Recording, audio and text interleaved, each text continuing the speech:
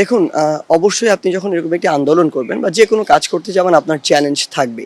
সেই জায়গা থেকে শুরু থেকেই আমরা যেটা ছিল যে প্রশাসনিকভাবে বা ক্ষমতাসীন যে দল তাদের বিভিন্ন অঙ্গ সংগঠনের মাধ্যমে একটি চাপ ছিল, তোমরা থেমে যাও, এই করো, চুপ করো, ওই করো। মানে এরকম অসংখ্য তাদের জায়গা থেকে প্রথমে এই বিষয়গুলো সহনীয় পর্যায়ে ছিল। কিন্তু যখন আন্দোলনটি বড় হতে থাকে তাদের চাপটি আরও বাড়তে থাকে ওই মুহূর্তটিতে। এবং এই ক্ষেত্রে ক্ষমতাসীন এই দল যেটি করেছে আসলে বিভিন্ন বাহিনীকে ব্যবহার করেছে, তাদের বিভিন্ন সরকারের অভ্যন্তরীণ এজেন্সিকে ব্যবহার করেছে, তারা রাষ্ট্রীয় বিভিন্ন সংস্থাকে ব্যবহার করেছে, করে তারা ভয় দেখানোর চেষ্টা করেছে, চাপ প্রয়োগ করার চেষ্টা করেছে। আমরা দেখেছি গুম করার চেষ্টা করেছে, আমাদের বিভিন্ন সমন্বয়ক নাহিদ সহ তাদেরকে হামলা করার চেষ্টা করা হয়েছে, অত্যাচার করা হয়েছে, তাদেরকে তুলে নিয়ে যাওয়া হয়েছে। ওয়ালটন ফ্যানের অ্যারোডাইনামিক ব্লেড ঘরের কোনায় কোনায় ঠান্ডা বাতাস ছড়িয়ে হাওয়া বদলে নেয়। এই সমস্যাগুলো আমাদেরকে মোকাবেলা করতে হয়েছে। পাশাপাশি সরকার বা ক্ষমতাসীন তৎকালীন দলের বিভিন্ন বি টিম, সি টিম তারা তাদের জায়গা থেকে প্রোপাগান্ডা ছড়িয়েছে। আমাদের মধ্যে তারা দ্বিমত বা বিভাজন দেখানোর চেষ্টা করেছে, কিংবা আমাদেরকে বিভিন্ন মিস ইনফরমেশন দিয়ে পুরো দেশের মানুষকে আসলে বিভ্রান্ত করার চেষ্টা করা হয়েছে।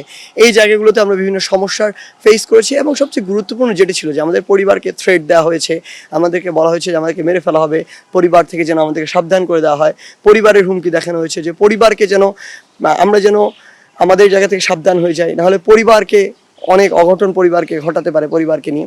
সেই জায়গা থেকে এরকম অসংখ্য চ্যালেঞ্জ ছিল সব দিক থেকে, কারণ তারা তো তাদের যে রাষ্ট্রীয় যে ক্ষমতা সেটিকে অপব্যবহার করছে সকল দিক থেকে। এবং এখনকার কথা যদি আমি বলি, এখন আমরা মনে করি আমাদের একটি প্রাথমিক বিজয় হয়েছে যে ফ্যাসিস্ট সরকারের পতন হয়েছে, কিন্তু সামনে আসলে এই চ্যালেঞ্জগুলো আরও বড়।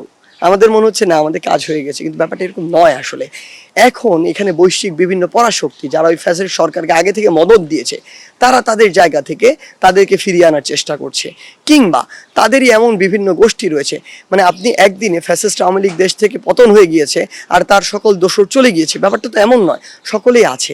তারা তাদের জায়গা থেকে বিভিন্ন সময় আসলে পাল্টা একটি কু ঘটানোর চেষ্টা করছে বা তাদের জায়গা থেকে চক্রান্ত করার চেষ্টা করছে। এই কাজগুলো হচ্ছে স্টিল আমরা আমাদের জীবনের নিরাপত্তা নিয়ে সন্দিহান।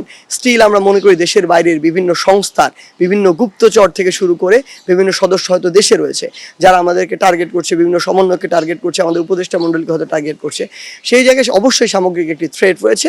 তবে আমরা এইটুকু বলতে চাই, যে কোনো থ্রেট দেশের স্বার্থে, জনগণের স্বার্থে মোকাবেলা করার জন্য আমরা প্রস্তুত আছি।